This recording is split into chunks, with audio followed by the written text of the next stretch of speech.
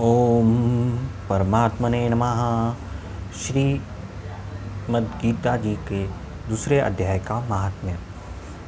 भगवान कहते हैं, लक्ष्मी, प्रथम अध्याय के महात्म्य का उपाख्यान मैंने तुम्हें सुनाया दिया। अब अन्य अध्याय के महात्म्य का श्रवण करो। दक्षिण दिशा में वेदवत्ता ब्राह्मण के पुरंदरपुर नामक नगर में श्रीमान देव शर्मा नामक एक विद्वान ब्राह्मण रहते थे। वे अतिथियों के पूजक, स्वाध्यायशील, वेद शास्त्रों के विशेषज्ञ, यज्ञों का अनुष्ठान करने वाले तथा तपस्वियों के सदा प्रिय थे। उन्होंने उत्तम द्रव्य के द्वारा अग्नि में हवन करके दीर्घकाल तक देवताओं को तृप्त किया, किंतु उन धर्मात्मा ब्राह्मण को कभी सदा न रहने वाली शांति मिली। वे परम कल्याणमय तत्व का ज्ञान प्राप्त करके इच्छा से प्रतिदिन प्रचुर मात्रा में सत्य संकल्प के तपस्वियों की सेवा करने लगे। इस प्रकार शुभ आचरण करते हुए उन्हें समय बीत गया। तदनंतर एक दिन पृथ्वी पर उनके समक्ष एक त्यागी महात्मा प्रकट हुए। वे पूर्ण अनुभवी, आकांक्षा रहित, नासिका के अग्रभाग पर दृष्टि रखने वाले तथा शांत चित्त थे। निरंतर परमात्मा के चिंतन में संलग्न हो वे सदा आनंद विभोर रहते थे।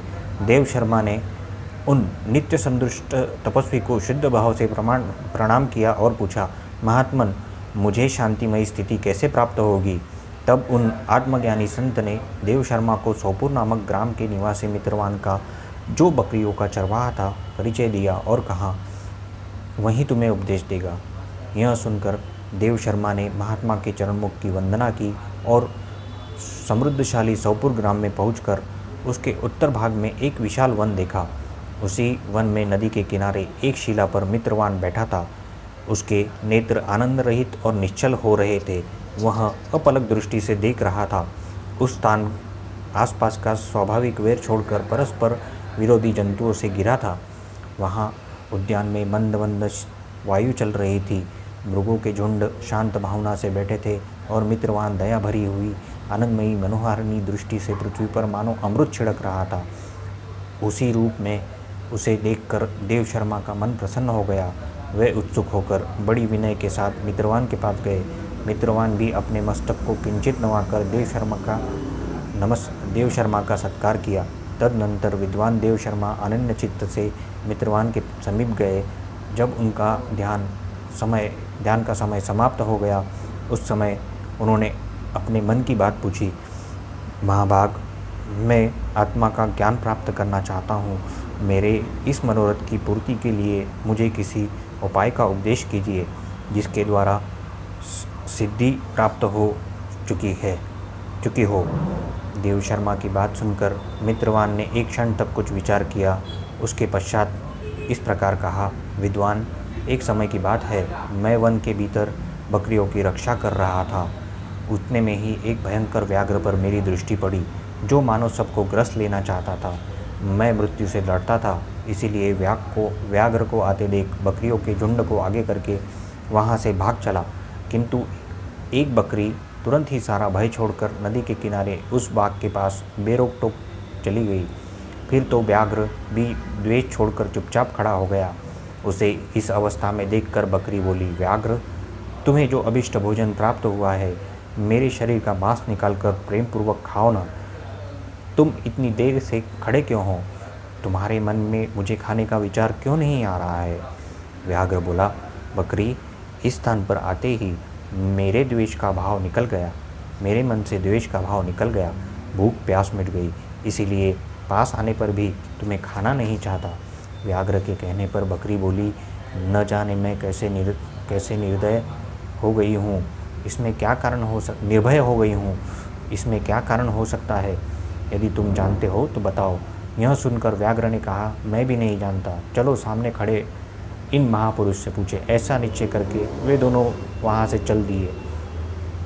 वहाँ उन दोनों के स्वभाव में यह विचित्र परिवर्तन देख मैं भी विस्मय में पड़ा था। इतने में ही उन्होंने मुझसे ही आकर प्रश्न किया। वहाँ वृक्ष की शाखा पर एक वानरराज था। उन दोनों के साथ मैंने भी वानरराज से पूछा। विप्रवर, मेरे पूछे जाने पर वानरराज ने आदरपूर्वक कहा, अजापाल, सुनो, इस विषय में तुम्हें एक प्राचीन वृत्तांत सुनाता हूँ। यह सामने वन के भीतर जो बड़ा मंदिर है, उसकी ओर देखो। उसमें ब्रह्मा जी का स्थापित किया हुआ एक शिवलिंग है। पूर्व काल में यहाँ सुकर्मा नामक बुद्धिमान महात्मा रहते थे, जो तपस्या में संलग्न होकर इस मंदिर की उपासना करते थे। वे मन में फूलों का संग्रह कर लाते और नदी के जल से पूजनीय भगवान शंकर को स्नान कराकर उन्हीं की पूजा किया करते थे।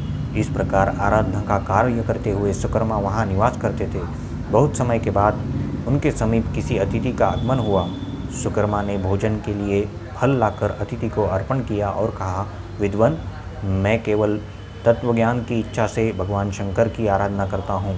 आज इस आराधना का फल परिपक्व होकर मुझे मिल गया, क्योंकि इस समय आप जैसे महापुरुष ने मुझ पर अनुग्रह किया है। सुशर्मा के ये मधुर वचन सुनकर तपस्या के धनी महात्मा अतिथि को बड़ी प्रसन्नता हुई। उन्होंने एक शिलाखंड पर गीता का दूसरा अध्याय लिख दिया और ब्राह्मण को उसके पाठ के लिए आज्ञा देते हुए कहा, ब्राह्मण, इससे तुम्हारा आत्मज्ञान संबंधी मनोरथ अपने आप सफल हो जाएगा। यूँ कहकर बुद्धिमान तपस्वी सुकर्मा के सामने ही उनके देखते देखते अंतर्धान हो गए। सुकर्मा विस्मित होकर उनके आदेश के अनुसार तदनंतर गीता के द्वितीय अध्याय का अभ्यास करने लगे। तदनंतर दीर्घकाल के पश्चात अंतकरण शुद्ध होकर उन्हें आत्मज्ञान की प्राप्ति हुई। फिर वे जहाँ जहाँ गए वहाँ का तपोवन शांत हो गया। उनमें शीत, उष्ण, राग, द्वेष आदि की बाधाएं दूर हो गई। इतना ही नहीं, उन स्थानों में भूख, प्यास आदि का भी कष्ट जाता रहा तथा भय का सर्वथा अभाव हो गया। यह सब द्वितीय अध्याय का जप करने वाले सुकर्मा ब्राह्मण की तपस्या से ही का ही प्रभाव समझो। वानर राज के यो कहने पर मैं प्रसन्नतापूर्वक बकरी और वाघ के साथ उस मंदिर की ओर गया। जहाँ जाकर शिलाखंड पर लिखे हुए गीता के द्वितीय अध्याय को मैंने पढ़ा। उसी की आवृत्ति करने से तपस्या का पार पा लिया। अतः भद्र पुरुष, तुम भी सदा द्वितीय अध्याय की ही आवृत्ति किया करो। ऐसा करने पर मुक्ति तुमसे दूर नहीं रहेगी। प्रिय मित्रवान के इस प्रकार आदेश देने पर देव शर्मा ने उसका पूजन किया और उसे प्रणाम करके पुरंदरपुरी की राह ली। वहाँ देवालय में पूर्वोक्त आत्मज्ञानी महात्मा को पाकर उन्होंने यह सारा वृत्तांत निवेदन किया। सबसे पहले उन्हीं से द्वितीय अध्याय को पढ़ा। उनसे उपदेश पाकर शुद्ध अंतकरण वाले देव शर्मा प्रतिदिन बड़ी श्रद्धा के साथ द्वितीय अध्याय का पाठ करने लगे। तब से उन्होंने अनवद्य प्रशंसा के ओघ परम पद को प्राप्त किया। लक्ष्मी, यह द्वितीय अध्याय का उपाख्यान कहा गया है। ओम परमात्मने नमः। श्री गीता जी के द्वितीय अध्याय का महात्म्य समाप्त।